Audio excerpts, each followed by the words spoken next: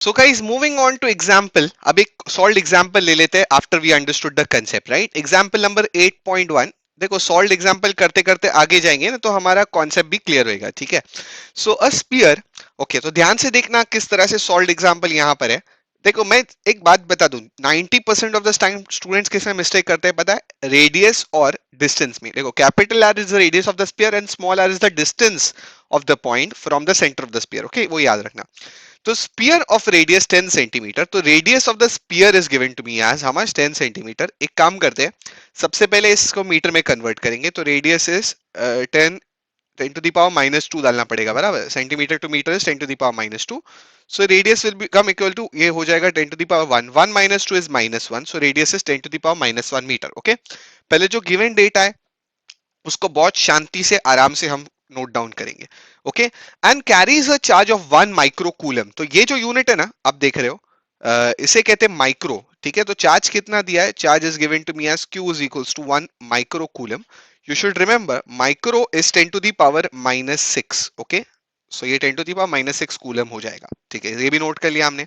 आगे जाते हैं, कैलकुलेट द इलेक्ट्रिक फील्ड। तो हमें क्या क्या चीजें निकालनी है, ध्यान से देखो, पार्ट 1 में हमें निकालना है calculate the electric field number 1 at a distance of. तो इलेक्ट्रिक फील्ड निकालना है पार्ट 1 में, that is E is question mark, at a distance of 30 centimetre from the centre of the sphere, यानी distance is given to me as that is nothing but the distance from the centre, right? बराबर, 30 centimetre, okay? तो ये निकालना है एट 30 centimetre, ये first part में।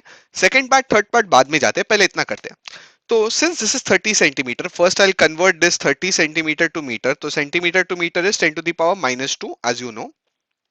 तो ये 10 टू द पावर माइनस 2 होने की वजह से I can write this as, okay, 30 into 10 to the power minus 2 भी लिख सकता हूँ, या ये 10 है तो 3 into 10 to the power minus 1 metre ऐसा भी लिख सकता हूँ, ठीक है?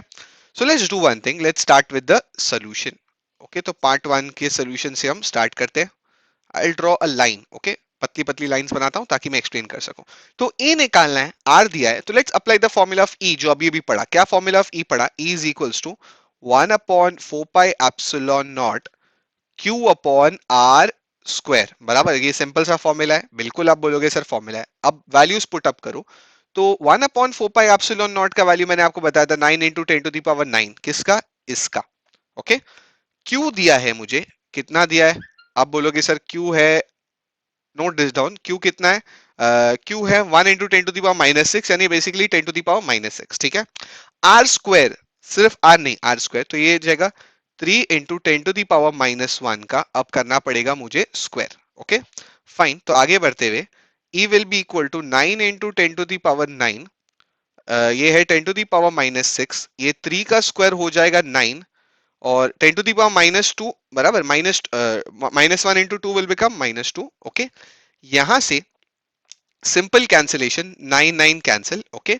अब सिर्फ पावर्स रह गए, राइट? नंबर तो सब चले गए, पावर ही रह गए। तो ये है 10 to the power 9 into 10 to the power minus 6, और 10 टू दी पावर माइनस 2 ऊपर जाके बन जाएगा प्लस 2, राइट? ये आपको पता है, पावर डिनोमिनेटर से न्यूमरेटर में आता है, साइन चेंज हो जाता है। Fine, so let's solve this further.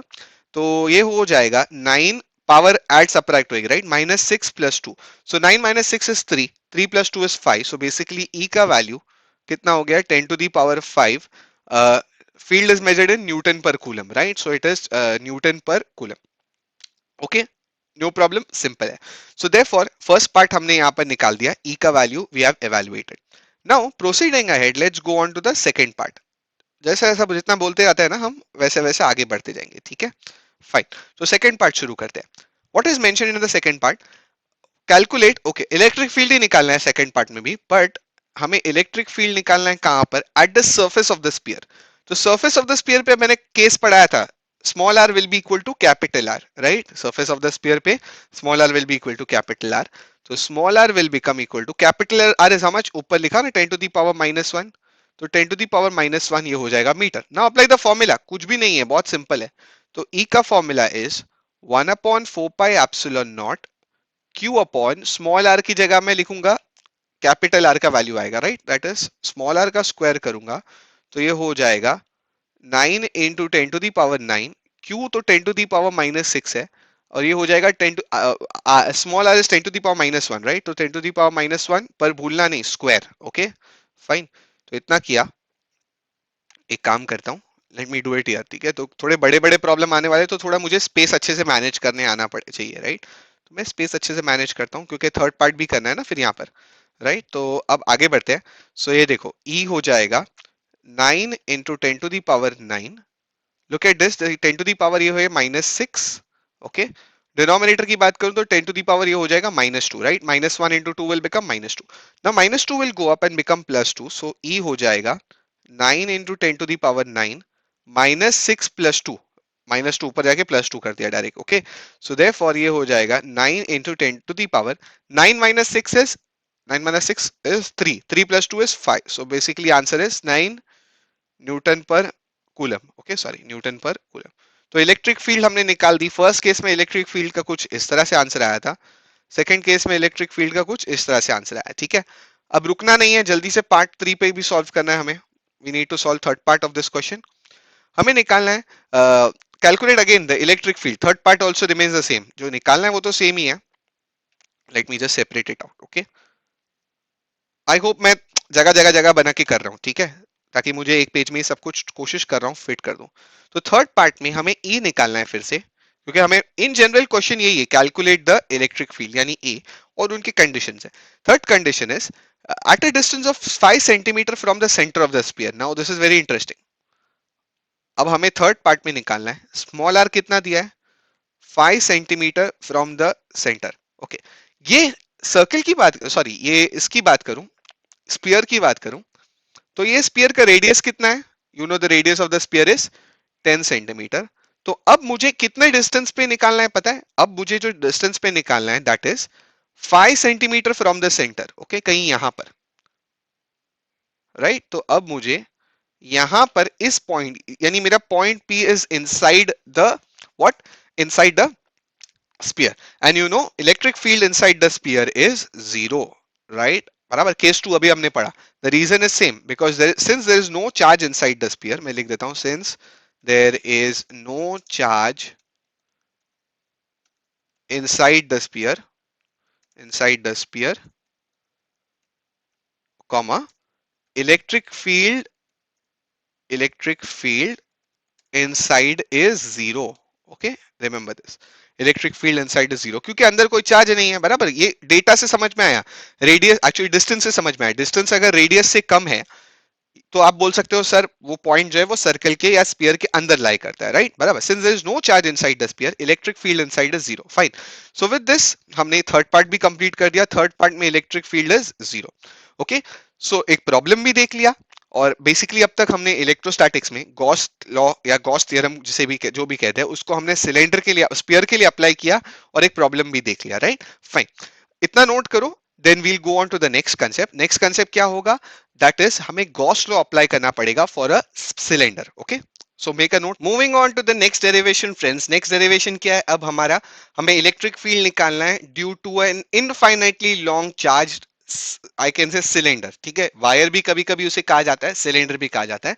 So let's derive that equation. So अब हमें निकालना है इलेक्ट्रिक इंटेंसिटी, ध्यान से देखना, electric intensity due to a charged infinitely long wire भी स्लैश सिलेंडर, ठीक है, चाहे वायर कह दो चाहे सिलेंडर कह दो, बात तो एक ही है, ओके, फाइन। तो ये हमारा अब हमारा टारगेट है। नाउ प्लीज पे अटेंशन, किस तरह से डिराइव करेंगे। ऑफ कोर्स हम यहाँ पर गॉस लॉ तो यूज करना ही करना है, right, fine. So just imagine, या जस्ट इमेजिन कि एक काम करता हूँ, let me make a sphere, चलो, लेट मी मेक अ, अभी मैं इनफाइनाइट तो नहीं बड़ा बना सकता, let me make a finitely big sphere. तो एक स्पीयर है, जस्ट इमेजिन लाइक दिस, ये एक स्पीयर है, right, I am sorry cylinder है, सिलेंडर या वायर भी बोल सकते हैं इसे, राइट। तो इस तरह से हम जो बनाते हैं तो इसे हम कहते हैं ये हमारा सिलेंडर है, या इसको मैं वायर भी कह सकता हूँ, ठीक है। एक काम करता हूँ थोड़ा सा नीटनेस के लिए, I just make it like this, okay, this is my cylinder, ठीक है, फाइन।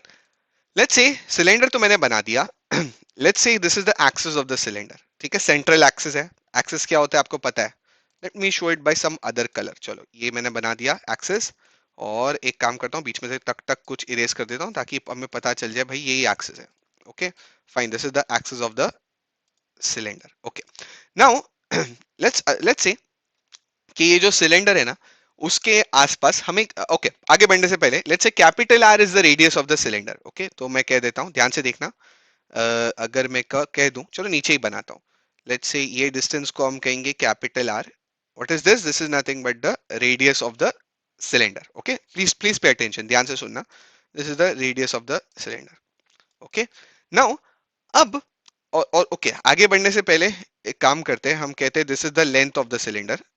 ये जो है ना लंबाई है, ठीक है। वैसे तो इनफाइनाइटली लॉन्ग अज्यूम कर सकते हैं, पर अगर फाइनाइट लेना है तो let's say L is the length of the cylinder. Okay so let us put this data down first. मैं कह देता हूं what is capital R? Capital R is the radius of cylinder.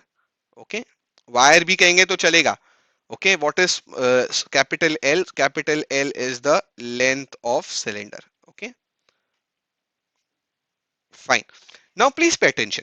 Let's say एक point P है जो बाहर है। जिस तरह से पिछली बार स्पीयर के बाहर एक पॉइंट था, उसी तरह से अब हमारे पास एक सिलेंडर के बाहर एक पॉइंट है, ठीक है।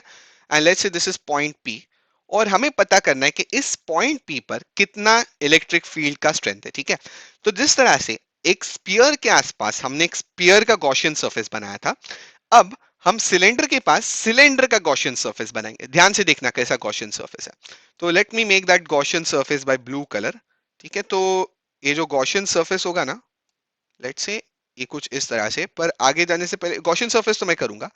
ओके और ये गॉसियन सरफेस है मेरा कुछ इस तरह से यहाँ पर। ओके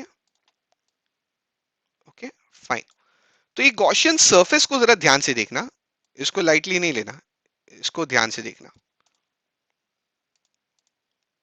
ओके ओके ये हमारा गॉसियन सरफेस है, बराबर। सिलेंडर के आसपास गॉसियन सरफेस है, या गॉसियन सिलेंडर भी हम इसे कह सकते हैं, ठीक है। ओके प्लीज पे अटेंशन, क्या समझाना चाहता हूं।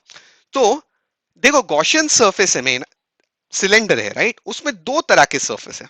Okay please try and understand, there are two types of surface. एक तो है सिलेंडर के ऊपर और नीचे वाला फ्लैट सरफेस, राइट। ऊपर सिलेंडर जब बनाया ना मैंने, ऐसा सिलेंडर ऊपर और नीचे फ्लैट सरफेस है, और एक है circular surface. Okay if I have a cylinder in front of you, I will show you one. I have one, एक मेरे पास डब्बा है, ये डब्बा नहीं है बट सिलेंडर, राइट। सिलेंडर अगर आप कोई भी देखो तो उसमें ये ऐसा देखोगे तो कर्व्ड सरफेस है, राइट। इसे कर्व सरफेस कहेंगे, और ऊपर और नीचे फ्लैट सरफेस है, राइट। ऊपर और नीचे कैसे सरफेस है? फ्लैट सरफेस है। Keep this in mind. Okay fine. So इतना गॉसियन सरफेस है, so therefore I can say cylinder has two surfaces, मैं कह देता हूं। और गॉसियन सिलेंडर भी कह सकते हैं, Gaussian cylinder has two surfaces. Number one curved surface है, कर्व्ड सरफेस। और नंबर टू क्या है उसके अंदर? आप बोलोगे sir number two is flat circular surface, flat circular surface. ध्यान से सुनना, बहुत इंपॉर्टेंट है ये, और ये दोनों का सिग्निफिकेंस है, ऐसे टाइम पास में नहीं लिख रहा मैं। ओके ओके दोनों का सिग्निफिकेंस है। Now starting with the curved surface, तो कर्व्ड सरफेस की बात करूं ना, तो यहां पर अच्छा सबसे पहले मुझे बताओ ई का डायरेक्शन कैसा हो गया, यानी इलेक्ट्रिक फील्ड का direction will be outwards, right. Electric field का direction will always be like this, right. If I just show you by some other colour, ये है मेरा किसका डायरेक्शन? ये रेड कलर में जो मैंने बनाया ये है ई का direction, right. It is outwards. Now flat surface के लिए अगर मैं नॉर्मल बनाता हूं, सॉरी कर्व्ड सरफेस के लिए अगर मैं नॉर्मल बनाता हूं, फॉर एग्जांपल ये देखो मेरा कर्व सरफेस में जो नॉर्मल है ना, it will be like this outwards, right. तो ये जो नॉर्मल है डीएस अगर मैं बनाता हूं यहां पर, let's assume that this is ds, तो ds vector will be outwards. So for this surface इन दोनों के बीच का एंगल कैसा है? दोनों पैरेलल है, right. So the for the curved surface मैं कह दूंगा कि E and DS are parallel, right. Curved surface के लिए लिख देता हूं E vector and DS vector are parallel, और अगर वो पैरेलल है तो उस केस के लिए theta will be equal to 0 degree, right, no problem. उसी तरह से अगर मैं बताऊं, चलो अब फ्लैट सर्फेसेस को ले लो, तो फ्लैट सर्फेस पहले मैं दिखाता हूं कौन सी फ्लैट सर्फेस होगी। तो यहां पर if I want to show a flat surface then this is my flat surface, ये देखा ऊपर वाला, ये ऊपर वाला फ्लैट सरफेस। इसके ऊपर अगर नॉर्मल बनाता हूं, देखो E का डायरेक्शन तो वही है, E का डायरेक्शन तो यही है, पर फ्लैट सरफेस के लिए अगर नॉर्मल बनाता हूं, तो ये जो फ्लैट सरफेस आप देख रहे हो मेरे सिलेंडर का नॉर्मल फ्लैट सरफेस है, ये इसका नॉर्मल ऊपर होगा, राइट? यानी ds vector will B like this. Late me show ds vector. So how will my ds vector will B, ds vector will B like this. Okay, normal like this. यानी flat surface के लिए your ds vector is upwards, right? यानी e तो वैसा का वैसा ही है, देखो e का तो यही डायरेक्शन है. ओके, ई का तो यही डायरेक्शन है. ds इज अपवर्ड्स, यानी e and ds are perpendicular, right? e ऐसा है, ds ऐसा है, यानी e and ds are perpendicular. तो मैं लिख सकता हूं e vector is perpendicular to your ds vector. Perpendicular है तो उनके बीच का angle theta will be 90 degree. Now this is very important, remember that. ठीक है, फाइन. सो ये जो पॉइंट P है ना, वो सेंटर से कितना डिस्टेंस है? लेट्स से वो सेंटर का उसका डिस्टेंस मैं लिखना भूल गया. लेट्स से वो सेंटर से डिस्टेंस स्मॉल r पे, राइट? जैसा पिछली बार भी हमने लिया था. ये जो डिस्टेंस है, पॉइंट P का डिस्टेंस है, वो सेंटर से कितना है? स्मॉल r है. So what is small r? Small r दो चीज लिख सकता हूं. Small r is distance of point P from centre, बराबर? या तो distance of point P from the centre भी ले सकता हूं, या उसको मैं ले सकता हूं ये जो गॉसियन सरफेस बनाया मैंने बाहर, बराबर? गॉसियन सरफेस बनाया है या गॉसियन सिलेंडर बनाया है, उस गॉसियन सिलेंडर का रेडियस है, बराबर? So it's also equal to the radius of the Gaussian, radius of Gaussian cylinder, right? Fine, no problem. Now अगर इतना क्लियर है तो एक और चीज लिख लेते हैं. इस सिलेंडर के लिए, अंदर वाले सिलेंडर के लिए, राइट? अंदर वाले सिलेंडर के लिए let us write down surface charge density. So for the charged cylinder, okay, for the charged cylinder अंदर वाला, surface charge density यानी lambda can be written as charge upon length, right? Remember that can be written as charge upon length. पढ़ाया मैंने आपको. अच्छा, एक चीज मैं तो भयंकर भूल गया, मैंने इस सिलेंडर को चार्ज करना ही भूल गया, राइट? तो इस सिलेंडर के आसपास जरा, अंदर वाले सिलेंडर के आसपास ऐसा प्लस प्लस प्लस बनाओ, just to show that this cylinder is positively charged. Okay, q is the charge. Okay, now let us quickly apply. What can I apply? आप बोलोगे sir let's apply Gauss law. क्या Gauss theorem? Okay, so let's apply by Gauss, GAUSH USS Gauss law. Okay, Gauss law लगाते हैं. तो Gauss law क्या कहता है? Phi is equals to q upon charge upon epsilon naught. This is equal to integration of E vector dot ds vector, right? बराबर? Clear? No problem. So therefore यहाँ पर Q upon epsilon nought is equal to, देखो यहाँ पे दो दो ds है मेरे पास. एक ds आ रहा है because of the flat surface, sorry flat surface, ऊपर और नीचे फ्लैट सरफेस, और दूसरा एरिया आ रहा है, ds is the small area, right? और दूसरा एरिया आ रहा है because of my curved surface, right? तो मैं दो इंटीग्रेशन में करूंगा यहाँ पर. पहला वाला इंटीग्रेशन करेंगे हम E dot ds vector plus E dot ds vector करेंगे. एक तो फर्स्ट वाला let's say for the let's say case number curved surface, ठीक है, नंबर 1 यहाँ डाल देता हूँ for the curved surface, case 1, ठीक है, समझाने के लिए आपको. और केस 2 तो हमने देखा है फ्लैट सरफेस के लिए, right? So let's do that. तो you know dot product can be simply written as, dot product can be written as integration of E ds cos theta plus integration E ds, ये भी हो जाएगा cos theta, no problem, right? पर ये case 1 है, ये case 2 है. तो केस 1 के लिए कर्व्ड सरफेस के लिए थीटा कितना है? For the curved surface theta, ये देखो, ये जो कर्व सरफेस आपको दिख रहा है ना, राइट? ये सिलेंडर का ये कर्व्ड सरफेस होता है, राइट? बराबर, ऊपर वाला फ्लैट सरफेस होता है. तो कर्व्ड सरफेस के लिए theta is how much? 0 degree. तो राइट, थीटा 0 रख देता हूं वहां पर. तो E अपॉन ये हो जाएगा integration E ds cos 0, right? और ये हो जाएगा E ds cos 90, right? Flat surface के लिए इट इज cos 90, बराबर? बराबर, थीटा इज 90. तो cos 90 you know it is 0, cos 90 0 होता है, और and cos 0 is 1. That means what? That means कि अब मैं आगे वाले स्टेप में है ना, cos 90 तो 0 होने की वजह से ये पूरा टर्म 0 हो जाएगा, राइट? बराबर, ये पूरा टर्म 0 हो जाएगा, एलिमिनेट, क्योंकि cos 90 0. अच्छा, cos 0 इज 1, देयरफॉर ये बच जाएगा. So therefore what I will do is, now I will write down, what will I write down? I'll write q upon epsilon naught is equals to E ds. Okay, E ds. But what is this for? This is for surface number 1. ये नीचे surface number 1 इसके लिए लिख रहा हूँ ताकि आपको याद रहे. Surface number 1 is the curved surface. You know E is a constant. I can take it out. So q upon epsilon naught E is the constant out of the integration of ds for what my area 1, right? Now area 1 का integration करूंगा, okay, area 1 का मैं क्या करूंगा, integration करूंगा। तो अगर मैं कह देता हूं चलो फिलवर्क के लिए surface charge density for the small cylinder will also be same, right, Q upon let's say small L, ठीक है। लेट्स से इस अंदर वाले सिलेंडर का लेंथ कितना है, अंदर वाले सिलेंडर का लेंथ मैं ले लेता हूं स्मॉल एल, ठीक है, नो प्रॉब्लम, ठीक है, उसका स्मॉल एल इसका capital L, I that is no problem at all, fine. So therefore from here what is this area? So curved surface area of a cylinder is 2 pi rl. You should remember curved surface area of a cylinder is 2 pi rl. No problem, absolutely no problem, right? So ये हो जाएगा q upon epsilon naught. That is 2 pi rl, right? Curved surface area of a sphere, अगर इस sphere sorry cylinder लेते हैं तो curved surface area का 2 pi rl, right? Gaussian surface की बात हो रही है, तो 2 pi r into l, ये जो मैं आपको दिखा रहा हूं। तो यहां पर अब कुछ नहीं करना है, थोड़ा सा अरेंज करना है टर्म्स को। एक काम करते हैं, स्वैप कर देते हैं, left right right left right. So E is into 2 pi r l, this will be equal to q upon epsilon not, okay, no problem. सिंस यहाँ जगह खत्म हो गई है, I take up a new page and I repeat the same thing. हमने क्या लिखा अब तक, डेरिवेशन लिखा, E is equals to E into 2 pi R L, this is Q upon epsilon not, right, बराबर। एक काम करते हैं, E को अकेला का रखना है ना, क्योंकि I want the formula for intensity, तो बाकी चीजों को जरा नीचे ले लो। तो ये हो जाएगा बाकी चीजों को नीचे लेने की वजह से 2 pi R L Q upon epsilon not, okay. थोड़ा सा अरेंज करके लिखते हैं, तो E is equals to 1 upon 2 pi epsilon naught, ध्यान से देखना 2 पाई एप्सिलॉन नॉट, ये Q अपॉन L, ओके, और ये 1 अपॉन R अलग से लिखता हूं, राइट, R अलग से लिखता हूं 1 अपॉन R।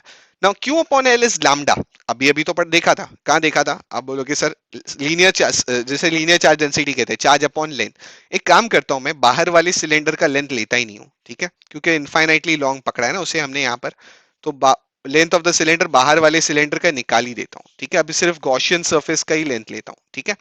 तो if I remove that then ये स्मॉल एल ही हो जाएगा, क्योंकि इवन बाहर वाले सिलेंडर को टेक्स्ट बुक ने इनफाइनाइटली लॉन्ग कंसिडर किया है, तो मैं बाहर वाले सिलेंडर का लेंथ लेता ही नहीं हूँ, जो छोटा गॉसियन सिलेंडर बना है ना उसका लेंथ स्मॉल एल लिया, तो यहाँ पर ऐसा आया। So therefore Q upon L is nothing but lambda, so E का फॉर्मूला बन जाता है 1 upon 2 pi epsilon not lambda upon R, ठीक है। तो ये बड़ा इंपॉर्टेंट हमारा फॉर्मूला है, किसका फॉर्मूला है, आप बोलोगे सर ये फॉर्मूला है इलेक्ट्रिक इंटेंसिटी या electric field intensity outside the charge, what charge, charge I can say cylinder, right. तो let us add this to your formula list, come on, formula list मैंने यहाँ बनाई थी, स्पीयर के लिए बनाई थी, राइट। अब let us add this for your cylinder. So electric field I can say outside charged cylinder बोलना है, सिलेंडर बोलो एज आई एम सेइंग, या वायर बोलना है, वायर बोलो, कोई टेंशन नहीं है, okay. So that is nothing but given by the formula E is equals to 1 upon 2 pi epsilon naught, naught 4 pi, 4 pi नहीं चलेगा, आप 2 पाई एप्सिलॉन नॉट करना पड़ेगा, Q lambda upon small r, okay, not r square, small r, where you should know that what is lambda, lambda वैसे तो पता ही है, lambda is Q upon length, okay, fine, okay, fine. So I hope this is concept is clear, derivation is also clear। थोड़ा आधे आधे page में मैंने किया, थोड़ा यहाँ किया, लास्ट स्टेप मैंने नेक्स्ट पेज पे कर दिया, ठीक है। So I hope this derivation is clear, make a note।